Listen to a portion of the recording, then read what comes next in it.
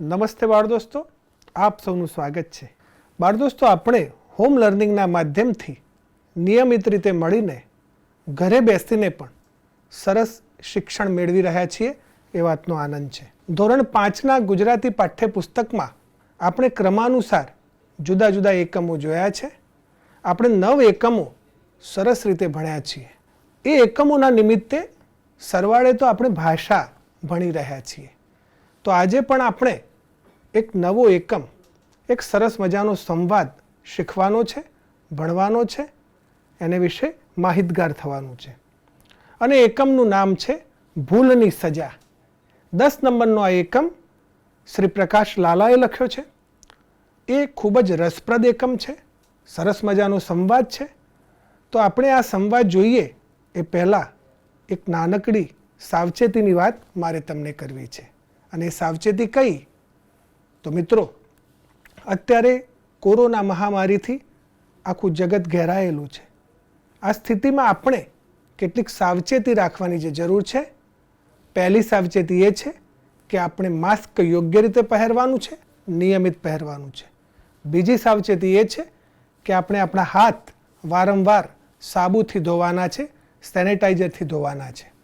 અને ત્રીજી વાત એ છે કે જ્યારે પણ આપણે અન્ય વ્યક્તિની નજીક જવાનું થાય, એની સાથે બેસવાનું થાય કે એની સાથે કામ કરવાનું થાય, ત્યારે આપણે એ વ્યક્તિ અને આપણી વચ્ચે ઓછામાં ઓછું 6 ફૂટનું અંતર રાખવાનું છે.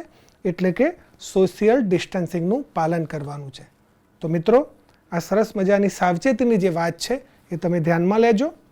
તો હવે આપણે જે નવો એકમ શરૂ કરવાનો છે, ભૂલની સજા, બહુ જ મજાનો એકમ છે. તમને આમાંથી પ્રેરણા પણ મળશે, જાણવા પણ મળશે. ભાષા તો આપણે શીખવાની જ છે. તો આપણે આ સંવાદ જોઈએ એ પહેલાં આ સંવાદના જે લેખક છે એમનો પરિચય મેળવીએ. તો જોઈએ સ્ક્રીન પર ભૂલની સજા એકમના લેખકનો પરિચય. બાળ દોસ્તો, હવે આપણે લેખકના જીવન વિશે પરિચય મેળવીએ. બાળ દોસ્તો, ભૂલની સજા એ પાઠ સત્યનિષ્ઠા, પ્રામાણિકતા અને ખેલદિલી જેવા જીવન મૂલ્યો શીખવાડતું નાટક છે, જેના લેખક છે શ્રી પ્રકાશ લાલા.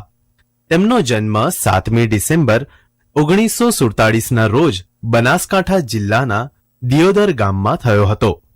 તેઓ મૂળ ગાંધીનગર જિલ્લાના દહેગામ તાલુકામાં આવેલા સાદરા ગામના વતની હતા. લેખક શ્રી પ્રકાશ લાલા બાળનાટ્ય લેખક, લઘુ કથાકાર, હાસ્ય કથાકાર, અવલોકનકાર અને સંપાદક તરીકે જાણીતા છે. સલામ જોકર કમાલ જોકર, ના મારે પંખી નથી થવું, તેરી ભી ચૂપ મેરી ભી ચૂપ અને સોરી રોંગ નંબર જેવા ત્રિઅંકી ને એકાંકી બાળનાટ્ય સંગ્રહો એમણે લખ્યા છે. આ ઉપરાંત એમણે જાદુઈ વીંટી, પવન પાવડીએ ઉડ્યા, પાંદડું પરદેશીલાલ, મોજીલાલ અને જાદુઈ ફૂલ જેવા બાળ વાર્તાના પુસ્તકો પણ લખ્યા છે, જેના કારણે એમને ગુજરાત સાહિત્ય અકાદમીના પારિતોષિકો પણ પ્રાપ્ત થયા છે. બાળ દોસ્તો, ભૂલની સજા નાટકમાં લેખકે અમેરિકાના ભૂતપૂર્વ રાષ્ટ્રપ્રમુખ અબ્રાહમ લિંકનના જીવન પ્રસંગો રજૂ કર્યા છે, જેમાં એમણે પુસ્તક પલળી જવાના પ્રસંગમાં ભૂલના પસ્તાવા રૂપે શિક્ષક અને વિદ્યાર્થીના ઉમદા ગુણોનો અહીં સંવાદ રજૂ કર્યો છે. તો બાળ દોસ્તો, આપણે ભૂલની સજા એ સંવાદમાં શું છે એ તો હવે જોવાનું છે. આપણે પરિચય લેખકનો જે મેળવ્યો એમાં તમને ઘણું બધું જાણવા મળ્યું છે. તો હવે આપણે એકમ નંબર 10 ભૂલની સજા સંવાદનું સરસ રીતે વાંચન કરીએ.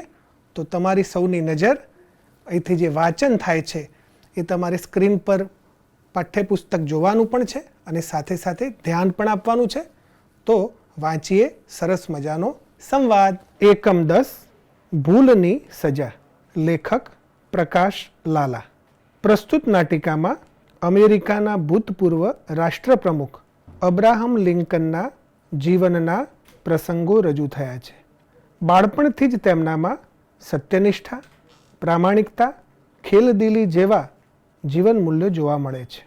પુસ્તક પલળી જવાના પ્રસંગમાં ભૂલના પસ્તાવા રૂપે શિક્ષક અને વિદ્યાર્થીના ઉમદા ગુણોનો અહીં સંવાદ રજૂ થયો છે. દ્રશ્ય 1. સ્થળ શાળાનો ટીચર્સ રૂમ. અંદર 2-3 શિક્ષકો વાતો કરે છે, લખે છે વગેરે. બાળક વિદ્યાર્થી અબ્રાહમ લિંકન પ્રવેશતા. Lincoln: may I come in sir? શિક્ષક: યસ. ઊંચે જોઈને: અરે લિંકન, તું છે? આવ, બોલ, કેમ ચાલે છે તારો અભ્યાસ? લિંકન: મહેનત કરું છું, વળી આપનું માર્ગદર્શન પણ મળે છે. શિક્ષક: વેરી ગુડ. મેં સાંભળ્યું છે કે ભણવાની સાથે સાથે તું નોકરી પણ કરે છે. લિંકન: જી. શિક્ષક: તારા મા બાપ? લિંકન: તેઓને મારા શિક્ષણનો ખર્ચ પરવડે તેમ નથી, એટલે હું પોતે જ. શિક્ષક: સમજી ગયો. તારા જેવા પરિશ્રમ પ્રિય વિદ્યાર્થી માટે મને ગર્વ છે. Lincoln: thank you sir. મારે અચકાઈ. શિક્ષક: નિઃસંકોચ જે કહેવું હોય તે બોલ. લિંકન: આપે ક્લાસમાં ગઈકાલે જે પાઠ શીખવ્યો તે વિશે વધુ જાણવાની મારી ઈચ્છા છે, તો એ માટે બીજી કોઈ ચોપડી જો આપની પાસે હોય અને મને વાંચવા. શિક્ષક હસીને: આપીશ. તારા જેવા જિજ્ઞાસુ વિદ્યાર્થીને પુસ્તક આપીને મને આનંદ થશે. ખાનામાંથી પુસ્તક કાઢીને આપે છે. લિંકન: આભાર સાહેબ, 2-3 દિવસમાં જ હું આપને ચોપડી પાછી આપી દઈશ. શિક્ષક: ઉતાવળ નથી, નિરાતે વાંચીને પછી આપજે. લિંકન ઊભો થઈને: thank you sir, thank you. શિક્ષક: ખૂબ પ્રગતિ કર બેટા, ખૂબ પ્રગતિ કર. લિંકન ઊભો થતા: ઓકે સર, બાય. શિક્ષક: યસ, આવજે. અબ્રાહમ લિંકન વિદાય લે છે. દ્રશ્ય બીજું. અબ્રાહમ લિંકનનું ગરીબ સ્થિતિનું ઘર. રાતનો સમય. ઘડિયાળનો ટીક ટીક અવાજ. લિંકન સૂતા સૂતા શિક્ષકે આપેલું પુસ્તક વાંચે. ઊંઘ આવતા ઊંઘી જાય. પુસ્તક છાતી પર છે. પડખું ફરે ત્યારે પુસ્તક બીજી તરફ પડી જાય છે. સંગીત. Morning tune. લિંકનની આંખ અચાનક ખુલે છે. લિંકન: ઓહ, સવાર પડી ગઈ. પુસ્તક વાંચતા વાંચતા મને ક્યારે ઊંઘ આવી ગઈ? આમ તેમ જોઈ. અરે, ચોપડી ક્યાં ગઈ? ખાટલામાં શોધે. છેવટે ભીંત પાસેથી નીચે તરફથી મળે છે. અરે, આ ચોપડી તો પલળીને તદ્દન ખરાબ થઈ ગઈ છે. બારી બહાર જોઈએ. બાપ રે, રાત્રે સારો એવો વરસાદ પડ્યો લાગે છે. અહીંથી વાછટ આવવાને લીધે જ પુસ્તક પલળી ગયું. પુસ્તક આમ તેમ જોઈએ. ઓહ, હવે સરને હું શું જવાબ આપીશ? રૂમમાં આંટા મારે. પછી પ્રતિકાત્મક આત્મસંઘર્ષ. મારી પાસે તો એટલા પૈસા પણ નથી કે નવી ચોપડી ખરીદીને સાહેબને પાછી આપી શકું. શું કરું? જુઠ્ઠું બોલું? સરને જઈને એમ કહું કે પુસ્તક કોઈ ચોરી ગયું? ના, એના કરતાં એમ કહું કે રસ્તામાં પડી ગયું. ના ના, અસત્ય હું ન જ બોલી શકું. અસત્ય મારે ન જ બોલવું જોઈએ. તો કરવું શું? શું કરવું જોઈએ મારે? શું કહેવું જોઈએ મારે મારા શિક્ષકને? ખૂબ વિચાર, મંથન, લાઇટ એન્ડ શેડોની ઇફેક્ટ્સ. પછી પાકો નિર્ણય. રાઈટ, મારો આ જ નિર્ણય યોગ્ય છે. ફક્ત આ જ નિર્ણય. સાહેબ મને જે કાંઈ સજા ફરમાવશે તે હું ભોગવીશ, પણ જુઠ્ઠું તો હું નહીં જ બોલું. અત્યારે જ સાહેબ પાસે હું જઈશ. હું એમને સાચે સાચી વાત કહીશ. સાચા અને મક્કમ નિર્ણયનો સંતોષ તે સાથે ફેડ આઉટ. દ્રશ્ય 3. અગાઉનો જ ટીચર્સ રૂમ. સવારનો સમય. લિંકન સાહેબની સામે ઊભો છે. શિક્ષક: બોલ, કંઈ મદદની જરૂર છે તારે? લિંકન: સર, આપે મને જે ચોપડી આપી હતી. શિક્ષક હસીને: તે હજુ સુધી તું વાંચી શક્યો નથી. કશો વાંધો નહીં, 2-4 દિવસ રાખ તું તારી પાસે, પણ વાંચ. બહુ સારી ચોપડી છે. લિંકન: સર, મારાથી જે ગફલત થઈ છે એનું મને દુઃખ છે, પણ રાત્રે તમે આપેલું પુસ્તક વાંચતા વાંચતા મને ઊંઘ આવી ગઈ. મને એ પણ ખ્યાલ ન રહ્યો કે પુસ્તક નીચે ક્યારે પડી ગયું. સર, ગઈકાલે રાત્રે ખૂબ જ વરસાદ પડ્યો હતો. બારી વાટે મારા ઘરમાં પાણી ભરાતા આપે આપેલું પુસ્તક બતાવે છે. પાણીમાં પલળી ગયું. એવી દશા થઈ છે પુસ્તકની કે વાંચવાના કામનું જ નથી રહ્યું. હું ગુનેગાર છું સાહેબ, હું તમારો ગુનેગાર છું. તમારી ચોપડી. શિક્ષક: નવી ખરીદીને તું મને પાછી શકે તેમ નથી, એમ જ કહેવું છે ને તારે? લિંકન: હા સાહેબ, મારી પરિસ્થિતિ. શિક્ષક: આઈ નો, મારું પુસ્તક બગડ્યું તારી બેદરકારીથી. પણ લિંકન, તું સાચું બોલ્યો તેથી મને ખૂબ જ આનંદ થયો છે. લિંકન: પણ સર, આપનું પુસ્તક. શિક્ષક: ભૂલનો એકરાર કર્યો છે તે, એટલે માફ કરી દઉં છું હું તને. લિંકન: એ આપની ઉદારતા છે કે આપે મને માફ કર્યો, પણ હું મારી જાતને માફ કરી શકું તેમ નથી સર. શિક્ષક: મતલબ? લિંકન: પુસ્તકની કિંમત હું ચૂકવી શકું એટલી રકમ તો નથી મારી પાસે, પણ આપ મને આપને ત્યાં થોડા દિવસ કામે રાખી લો. હું એ રીતે આપને આપના પુસ્તકની કિંમત ચૂકવવા માગું છું. શિક્ષક દ્વિધા અનુભવતા: પણ મેં તને માફ કરી દીધો છે, પછી તારે? લિંકન: આપના માટે નહીં, મને મારા મનની શાંતિ માટે. પ્લીઝ પ્લીઝ સર, પ્લીઝ થોડા દિવસ કામ કરવાનો મોકો આપો. શિક્ષક ખૂબ જ મથામણના અંતે: ઓકે, આવતીકાલથી રોજ સવારે મારા ઘરે આવીને તું બાગકામ કરજે, છોડવાઓને પાણી પાજે. Lincoln: thank you sir. શિક્ષક હસીને: હવે તો તારું મન હળવું થયું ને? લિંકન: હાશ, હવે મારા મનને શાંતિ મળશે. શિક્ષક લિંકનને અહોભાવથી જોઈ રહે છે. બાળ દોસ્તો, ભૂલની સજા એ સંવાદ આપણે વાંચ્યો. મેં વાંચ્યો અને તમે સરસ રીતે સાંભળ્યો. તમને યાદ રહ્યું હશે, એમાં 3 દ્રશ્યો, અને એ 3 દ્રશ્યોમાં આખી વાત, આખો પ્રસંગ આપણી સામે દેખાયો આપણને. ભલે હું વાંચતો હતો, પણ તમને જાણે આમ એવું લાગતું હશે કે આખી ઘટના તમારી સામે જાણે બની રહી છે.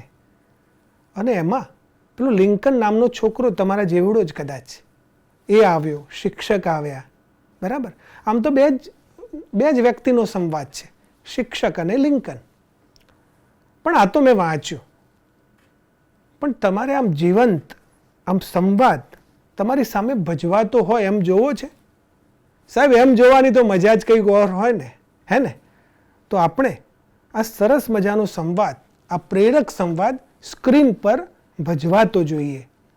તો જોઈએ સંવાદ. બાળ દોસ્તો, હવે આપણે પાઠને સમજીએ. દ્રશ્ય 1. સ્થળ છે શાળાનો ટીચર્સ રૂમ, જ્યાં અંદર 2-3 શિક્ષકો વાતો કરે છે. લખે છે બાળક વિદ્યાર્થી અબ્રાહમ લિંકન પ્રવેશતા.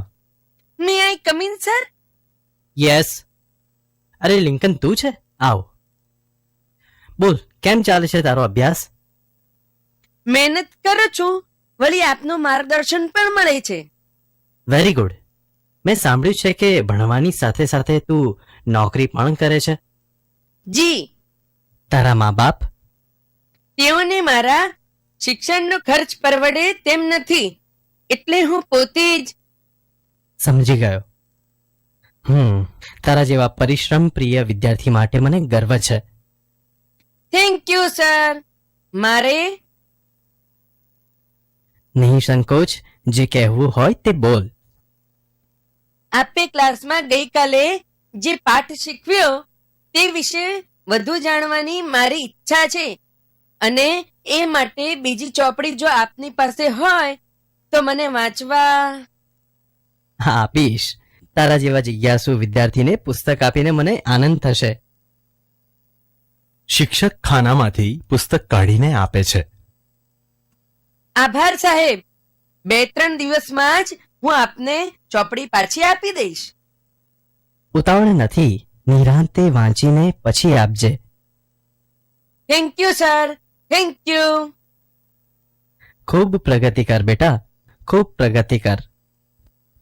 Okay sir, bye. યસ, આવજે.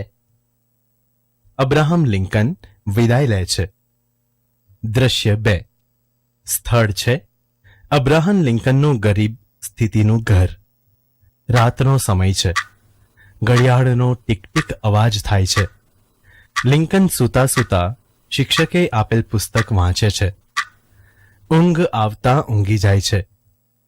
પુસ્તક છાતી પર છે.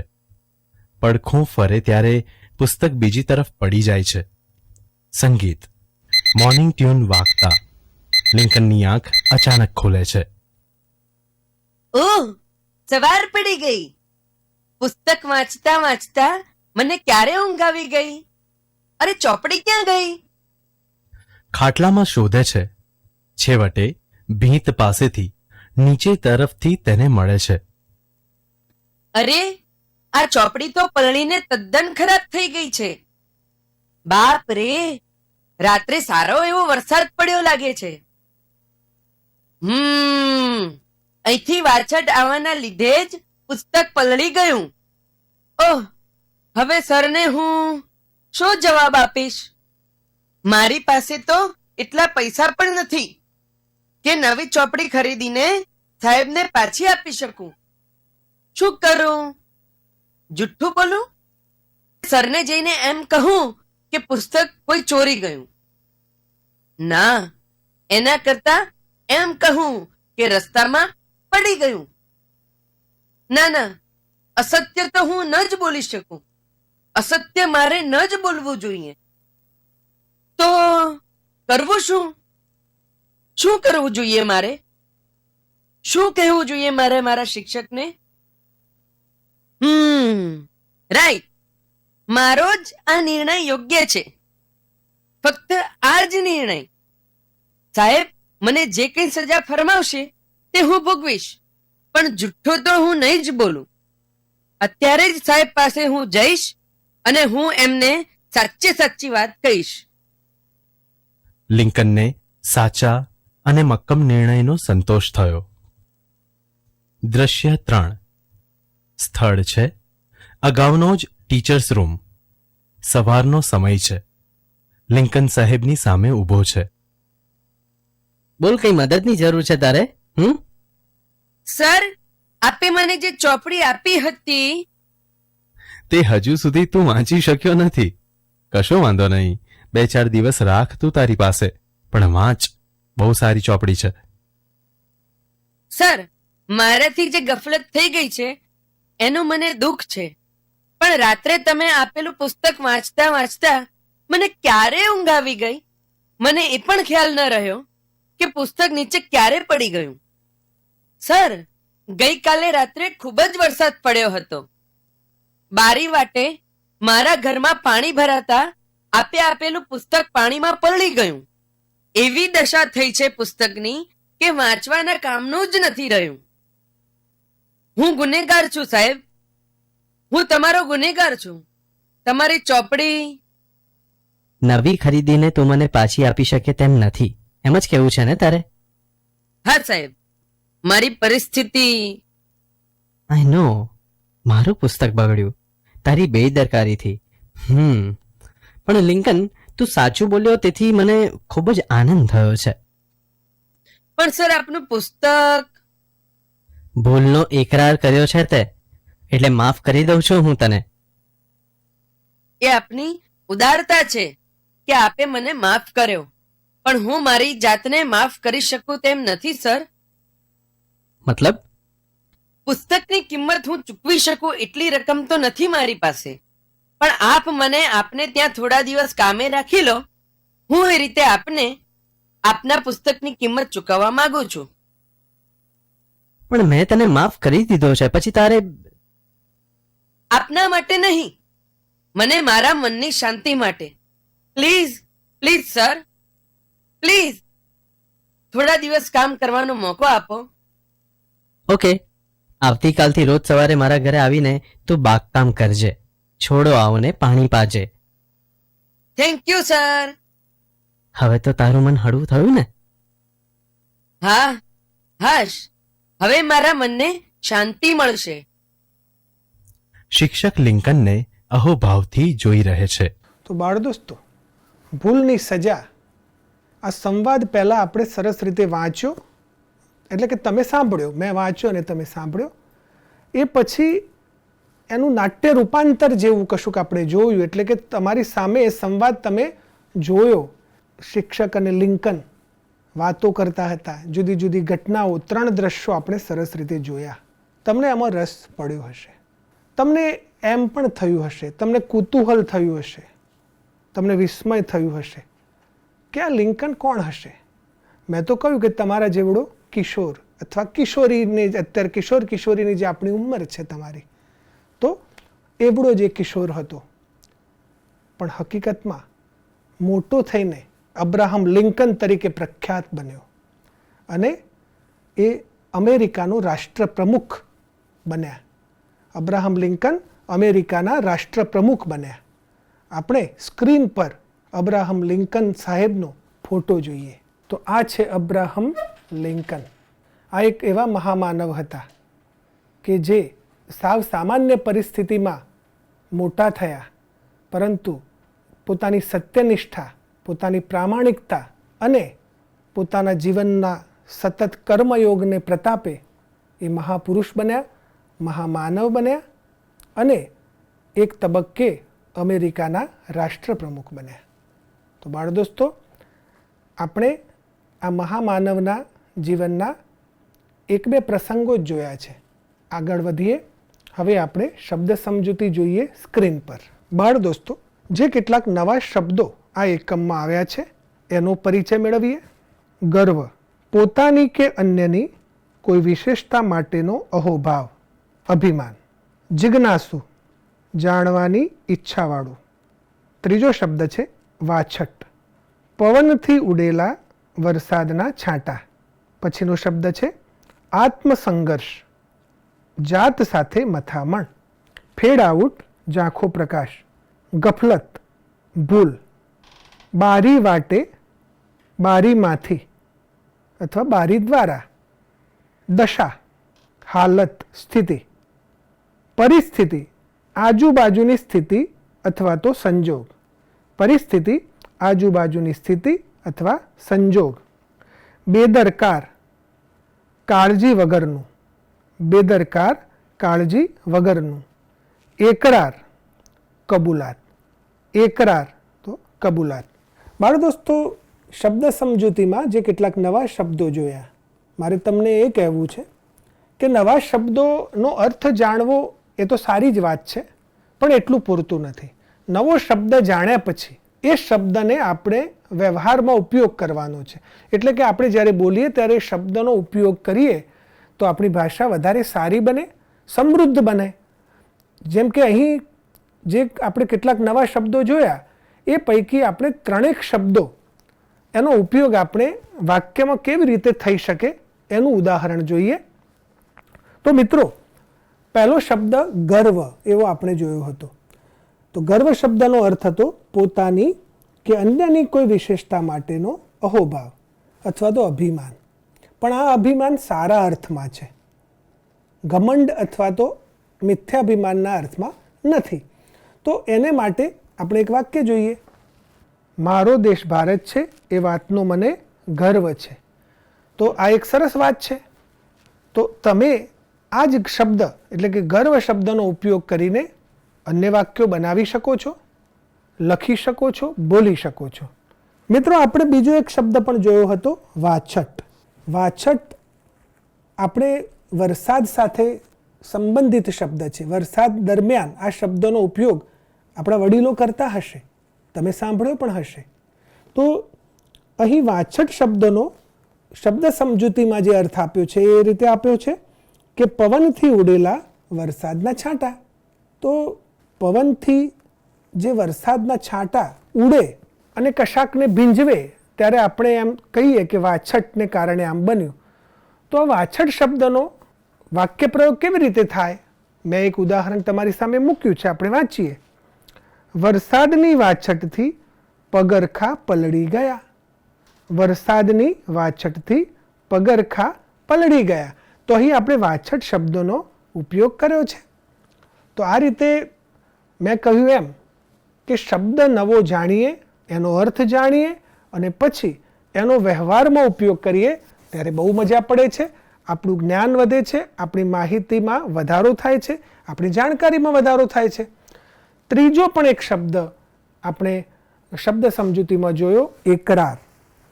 એકરાર કરવો એટલે કે કબૂલાત કરવી, સ્વીકારવું. તો સરસ મજાનો શબ્દ લેખકે આ એકમમાં વાપર્યો છે, એકરાર.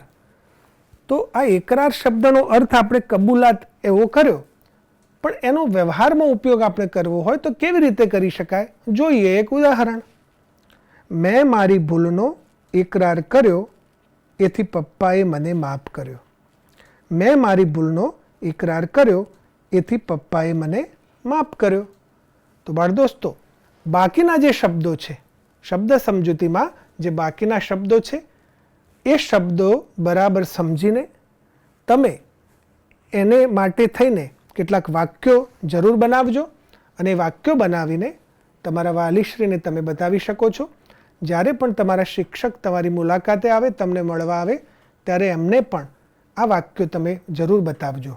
તો બાળ દોસ્તો, ભૂલની સજા એકમને સરસ રીતે આપણે વાંચ્યો, એનું અભિનય સાથેનું મંચન પણ આપણે જોયું અને સાથે સાથે શબ્દ સમજૂતી એટલે કે કેટલાક નવા શબ્દોથી પણ આપણે પરિચિત બન્યા, માહિતગાર બન્યા છીએ. તમને આમાં મજા પડી હશે. તમે અબ્રાહમ લિંકનના જીવનની આ પ્રેરણાદાયી વાતને માણી છે. મિત્રો, તમારી શાળાની લાઇબ્રેરીમાં જુદા જુદા પુસ્તકો છે. જ્યારે શાળાઓ શરૂ થાય ત્યારે એ શાળા પુસ્તકાલયમાંથી તમે અબ્રાહમ લિંકનના જીવન ચરિત્રને મેળવીને જરૂર વાંચજો. પણ હવે આપણે આજનો પ્રશ્ન જોવો છે. તો જોઈએ સ્ક્રીન પર આજનો પ્રશ્ન. આજનો પ્રશ્ન, ભૂલની સજા એકમમાં આવતો કિશોર લિંકન કયા દેશનો વતની છે? એના માટે વિકલ્પ 1 આફ્રિકા, વિકલ્પ 2 અમેરિકા, વિકલ્પ 3 રશિયા અને વિકલ્પ 4 જર્મની. ફરીથી જોઈએ વિકલ્પો. વિકલ્પ 1 આફ્રિકા, વિકલ્પ 2 અમેરિકા, વિકલ્પ 3 રશિયા, વિકલ્પ 4 જર્મની. બાળ દોસ્તો, આપનો સાચો જવાબ આજે રાત્રે 8 વાગ્યા સુધીમાં અહીંથી જે ફોન નંબર આપવામાં આવે છે એ ફોન નંબર પર તમારે જણાવવાનો છે. તો નંબર પણ લખી લેશો, 6357399450. ફરીથી ફોન નંબર બોલું છું, આપ જરૂર લખી લેશો, 6357399450. તો આ હતો આજનો પ્રશ્ન. તો ફરીથી મળીશું. આવજો.